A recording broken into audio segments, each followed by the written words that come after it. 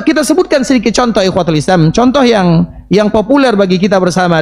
Salah satunya adalah hadis yang dibawakan oleh Abdullah bin Umar radhiyallahu taala anhu. Abdullah bin Umar adalah sahabat kecil Nabi sallallahu alaihi wasallam dan beliau termasuk orang yang paling banyak meriwayatkan hadis dari Nabi, dan beliau adalah orang yang paling cinta kepada Nabi sallallahu alaihi wasallam, dan beliau membuktikan bagaimana cintanya kepada Rasulullah sallallahu alaihi wasallam. Kita bacakan hadis yang ikhwatul Islam, yaitu hadis yang dikeluarkan oleh Imam At-Tirmidzi dan juga hadis yang dikeluarkan oleh Imam Al-Hakim.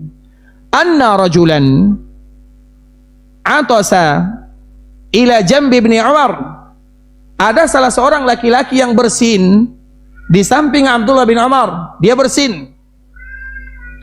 Faqal, ketika dia bersin, maka dia pun mengucapkan alhamdulillah wassalamu ala rasulillah. Ada yang salah atau tidak?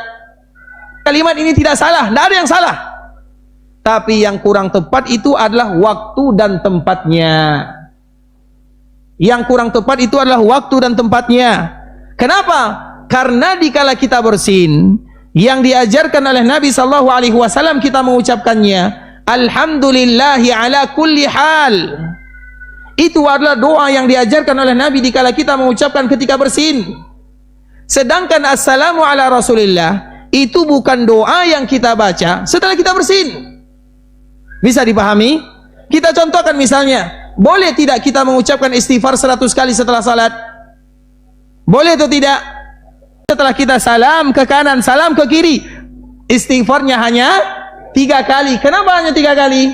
Karena itu zikir muqayyad namanya, zikir yang terikat dengan jumlah, zikir yang terikat dengan waktu. Bukan berarti kita melarang mengucapkan astagfirullah lebih dari 100 kali, tidak. Tapi waktunya, tempatnya, keadaannya harus dilihat. Contoh yang lain misalnya, ada orang yang punya cucu, dia punya menantu 7 orang. Kemudian tiba-tiba semua menantunya melahirkan, dan kebetulan semua cucunya perempuan. Maka dia ingin berakikah, dan dia mengatakan akikah untuk perempuan 7 orang berarti 7 ekor kambing. Kemudian dia pun mulai mengkiaskan, biasanya 7 ekor kambing itu sama dengan seekor kerbau, sama dengan dikala kita berkorban kerbau, sama nilainya dengan 7 ekor kambing. Maka pada saat itulah dia tidak jadi menyembelih kambing, dia menyembelih kerbau dengan alasan manfaatnya lebih luas. Kemudian hukumnya sama, maka pada akhirnya dia menyembelih 1 ekor kerbau untuk mengakikahkan semua cucunya. Boleh atau tidak? Kenapa tidak boleh? Karena muqayyad, karena terikat. Kalau ingin berkorban 1 ekor kerbau, silahkan tambah dengan kambing 7 ekor tadi, lebih banyak lagi dan lebih memberikan manfaat kepada kaum muslimin. Itulah yang disebut dengan muqayyad ikhwatul Islam. Maka kita kembalikan kepada permasalahan yang terjadi kepada Abdullah bin Umar. Abdullah bin Umar, dikala ada orang bersin, maka orang ini mengucapkan alhamdulillah wassalamu ala rasulillah.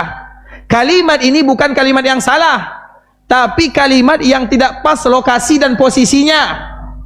Karena dikala kita bersin, yang diucapkan alhamdulillah atau alhamdulillahi ala kulli hal.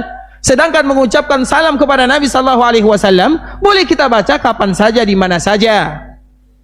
Maka di saat itulah Abdullah bin Umar mengatakan, "Walaisa hakadha 'allamana Rasulullah sallallahu alaihi wasallam." Wahai fulan, bukan seperti itu yang dicontohkan oleh Nabi sallallahu alaihi wasallam kepada kita. Begitulah tentang masalah sunnah Nabi sallallahu alaihi wasallam.